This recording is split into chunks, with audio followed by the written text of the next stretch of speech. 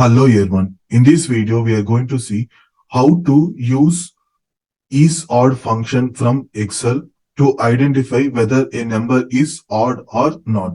I have a set of values here. I need to identify whether these numbers are odd or not. For this, what we have to do is equal to is odd and open brace and select the number and close it. And you will see the output as false. So it will return only Boolean value, whether it is true or false. So this number 20 is not odd number.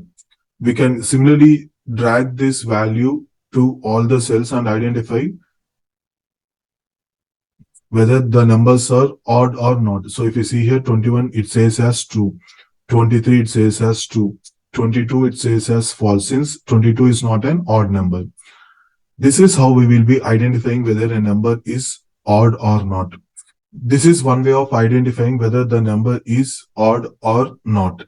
The other way is go to formulas, more functions, select information, select is odd and enter any one number, 107, and click on OK.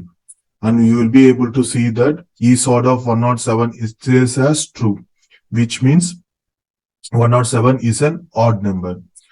These are the two ways we can identify whether a number is odd or not. Thank you for watching this video.